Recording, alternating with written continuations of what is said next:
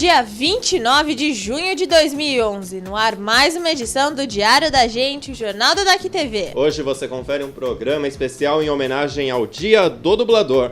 Para começar, uma entrevista realizada nos estúdios Álamo, na Vila Madalena. Uma visita à casa de dublagem Sigma, no Sumaré. Um bate-papo dentro dos estúdios da Do Brasil, que também fica na Vila. E para encerrar, confira uma entrevista com a dubladora Lúcia Helena Azevedo, moradora da Vila Madalena, que conta um pouquinho sobre os direitos dos dubladores. Fiquem agora com as primeiras notícias do dia.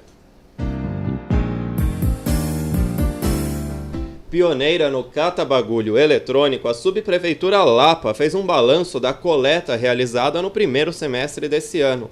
Em 6 meses de operação, foram recolhidas mais de 6,5 toneladas de eletrônicos em parceria com a Copermit.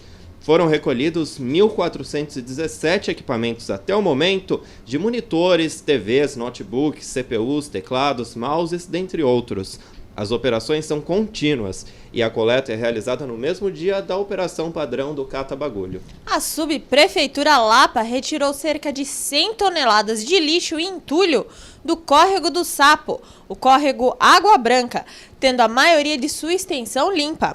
As famílias que moravam à margem do córrego foram removidas nas últimas semanas com apoio da Secretaria de Habitação. Localizado no distrito da Barra Funda, o córrego está localizado aos fundos dos centros de treinamento dos times de futebol Palmeiras e São Paulo. Cerca de 4.600 pessoas foram beneficiadas. A praça de atendimento da Subprefeitura Lapa recebeu questionário para consulta pública que visa apontar o que os cidadãos consideram prioridade para melhorias na cidade em 2012. Com o apoio da rede Nossa São Paulo, desde o dia 15 de junho está ocorrendo a consulta pública, que contém cerca de 10 páginas. Ela fala sobre vários aspectos da vida das pessoas da cidade. Todas as pessoas acima de 16 anos poderão participar e também podem preencher este formulário através do site vocenoparlamento.org.br. A consulta vai até o dia 15 de agosto. O Ciesp Distrital Oeste está colaborando com a campanha do Agasalho 2011.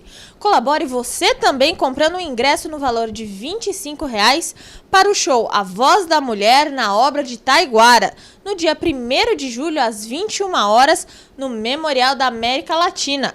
Cada ingresso que você comprar valerá um cobertor a mais na campanha do agasalho deste ano. Para adquirir seu ingresso, ligue para 2894-9606. Hoje é comemorado o Dia do Dublador, um profissional quase sempre anônimo, escondido por trás de um rosto que não é o seu, ou de um personagem que não foi criado pensando nele. A data é especial para o Tudoeste, pois estão localizadas aqui na Zona Oeste a maioria das casas de dublagem de São Paulo, como o Estúdio Álamo, da Vila Madalena, um dos mais tradicionais do país que infelizmente está fechando as portas. Foi lá que nós entrevistamos uma grande profissional, a dubladora Alessandra Araújo. Confira agora um trechinho deste bate-papo. Eu acho que já nasceu meio com esse dom, porque quando eu era menina, nas festas da minha família, me chamavam para cantar Roberto Carlos. Com 2 anos de idade, eu cantava Roberto Carlos para a família inteira. E era eu que contava historinhas, poesias, etc, etc. E aí comecei a procurar cursos de arte dramática, cursos de escola, mas sempre muito interessada em trabalhar com a minha voz, né? E aí eu fiz, nessa época, um estágio aqui mesmo na Álamo. Isso foi em 88, com Líbero Miguel. Líbero ainda estava vivo, foi um dos grandes nomes da dublagem. E aí fui indo, fiz estágio. Antigamente era mais difícil, a gente fazia estágio muito tempo. A gente ficava 6 meses ali naquele banco, ali sentado olhando as feras, né? Ezio Ramos, Gastão Malta, sabe? Neuza Azevedo, Isaura Gomes, Nair Silva, eram as grandes vozes da dublagem nessa época. E a gente ficava ali quietinha, olhando e tal, até ter uma chance, né? Um pequeno papelzinho, um vozerilzinho. Aí um dia você faz uma coisa maior. E aí vai indo, até que alguém diz assim, acho que ela pode fazer uma atriz, um personagem maior, uma protagonista.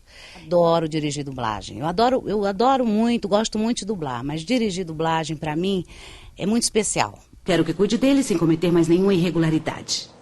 E esse reconhecimento é muito legal pra gente. Eu gosto muito, gostaria que as pessoas, aquelas que não gostam de dublagem, pensem no tamanho do Brasil, na continentalidade, né? O Brasil é um país, é um continente o Brasil, né? O Brasil não é só São Paulo, Rio de Janeiro e modismos, não. A gente tem muita gente bacana aí, Acre, Rondônia, Rio Grande do Sul. Então, quer dizer, se esse público todo gosta, é porque dublado se entende, né? É mais fácil de entender, né? Nossa redação também deve muito à classe dos dubladores. Nos últimos meses entrevistamos 8 profissionais e conseguimos uma grande visitação em nosso site com estas matérias, o que mostra que existe espaço para o assunto e muitas pessoas interessadas em saber quem são as pessoas por trás da versão brasileira das séries, filmes e desenhos animados. Uma das visitas foi ao Estúdio Sigma, que fica no Sumaré, que entre as muitas séries que dubla está Modern Family. Lá encontramos o dublador Nestor Chiesi e o diretor de dublagem Antônio Moreno. Eu comecei criança, eu sou do Rio, sou carioca, do interior do estado do Rio. Meu pai fazia teatro amador, eu comecei assistindo as peças dele e aí fui crescendo, me profissionalizei, fiz a Universidade do Rio de Janeiro, de Artes Cênicas, e comecei a dublar no Rio, há mais ou menos 16 anos.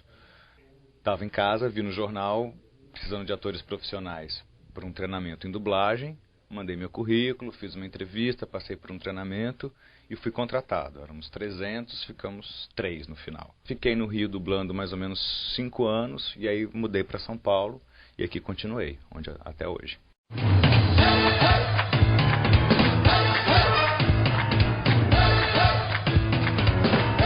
O fio é bem difícil. O fio, por coincidência, esse não foi teste. Eu fui pré-selecionado já, eles mandaram as vozes para a Fox, eles escolheram. Eu já tinha assistido a série, eu já tinha assistido uns 5 ou 6 episódios. Falei, nossa, que série incrível, que roteiro genial. E ainda pensei, falei, nossa, isso para dublar deve ser casca, porque né, o roteiro é muito enxuto, é muito amarradinho, é muito bem feito. E aí, pouco tempo depois me chamaram, eu cheguei um dia para dublar, era o fio. É uma delícia, porque são situações maravilhosas, os atores são maravilhosos, e os dubladores também, então a escolha das vozes foi bastante feliz.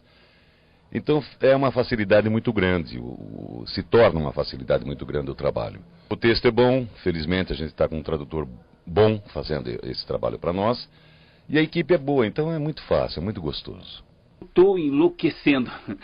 Parte do nosso trabalho, uma parte que faz às vezes toda a diferença, é ter exatamente a concentração, a atenção e a sensibilidade de olhar o que está acontecendo na tela. Porque é como se fosse, eu sempre falo, dublar é como se fosse tocar um instrumento. Existe uma partitura que já está escrita, que o ator criou. Né? Não é como eu, Nestor, ator, construiria esse personagem muitas vezes. É como um outro ator construiu um personagem.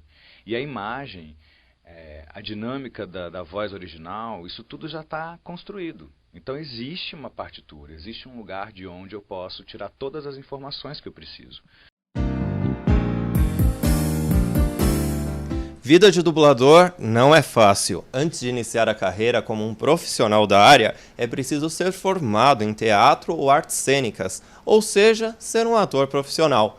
Depois é preciso investir no seu sonho e fazer um curso livre na área, como o da Escola do Brasil, que fica na Vila Madalena. Ela foi fundada pela atriz Zódia Pereira, a intérprete da Emília, do Sítio do Pica-Pau Amarelo da Band, e seu filho, Hermes Baroli, dublador do Seiya, de Cavaleiros do Zodíaco. A história do estúdio é uma das mais bonitas. Zódia teve seu pai, que também era ator, sequestrado na época da ditadura.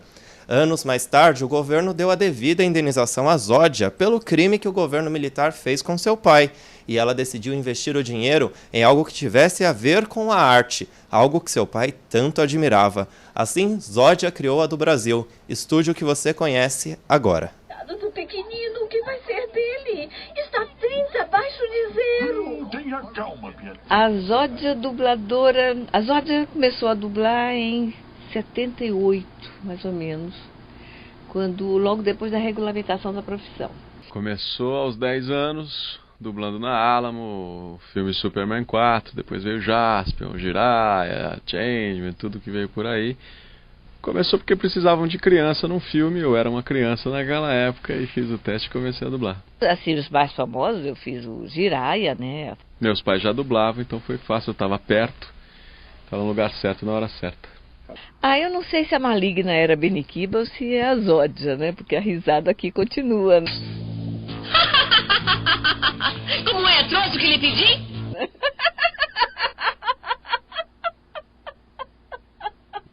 A dublagem, somos todos atores e não temos a relação que a gente tem normalmente no teatro de ter o público ali e ter a resposta imediata do público. Só tem a resposta do público a partir de Cavaleiros do Zodíaco em 94. É a primeira vez que a gente tem o público se manifestando sobre o nosso trabalho.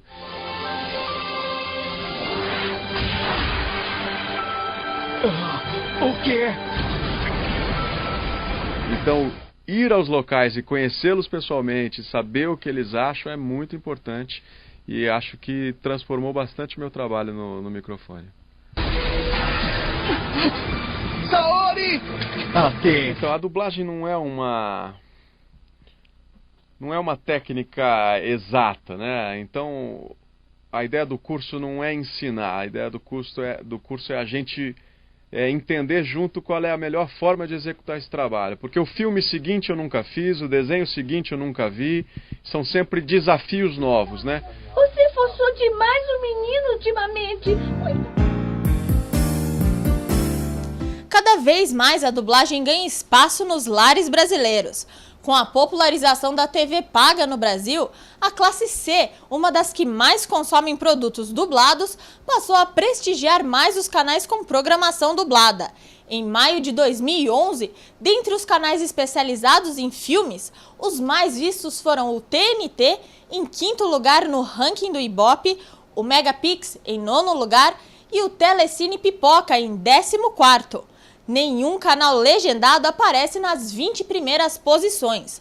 Já entre os canais de séries, o Cartoon Network foi o 4º mais visto no ranking de emissoras pagas. O Nickelodeon foi o 6º canal e a Fox o 7º. Nenhum canal legendado aparece entre os 10 mais vistos. Mas mesmo com todo este sucesso, os dubladores continuam não sendo reconhecidos e enfrentam problemas para receber os direitos autorais pelas obras dubladas, como nos explicou a dubladora Lúcia Helena, que mora na Vila Madalena. Minha mãe, Yolanda Cavalcante, dublava. E aí ficou mais fácil. E na época não tinha normalmente eram os adultos que faziam vozes de criança. E daí veio o convite, né, para eu trabalhar. Eu comecei meio que por acaso no primeiro anime que teve, que chamava Guzula. Guzula era um monstrinho e a menina era a dona do Guzula. Daí eu dublei ele e simultaneamente o Elo Perdido. O Elo Perdido era o pai, a filha e o menino, que se perdiam numa terra assim de dinossauros, uma terra assim meio perdida. E a minha mãe, e só tinha macaco, dinossauro, essas coisas. Minha mãe fazia uma das macacas lá. Em seguida veio o Snoopy, que eu fazia a Lucy. Foi muito sucesso.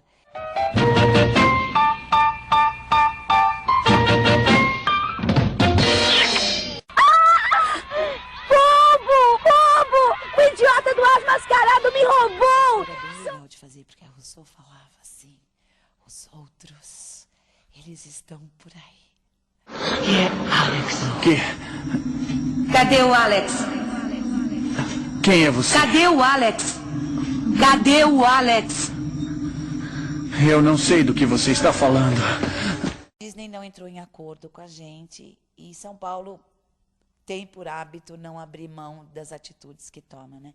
E nós não abrimos, apesar de ser Disney, para nós não fez muita diferença. Enquanto eles não pagassem o que a gente achou que a gente merecia, a gente não ia voltar a fazer o trabalho. Eles não aceitaram e tiveram que substituir. Foi uma perda, foi muito chato. Ficou mal para a Disney, não para nós, né? Como sempre. Vejo sua demissão desta escola. A gente não tinha vocês, fãs, tão próximos como hoje que é muito legal isso. Essa é a parte melhor, eu acho, assim, de hoje olhar para trás e ver assim, tem pessoas que sabem todos os meus trabalhos, que mandam e-mail com pedacinhos de todos os meus trabalhos. Então, aí eu falo, hoje vale a pena, porque hoje a gente tem esse contato mais estreito com vocês, fãs, né? Com os fãs. Eu queria dar um recadinho para o pessoal fã, dizer que eu amo eles, que assim, que eu acho fantástico saber que vocês estão aí. A gente faz o trabalho sempre para agradar vocês, sempre.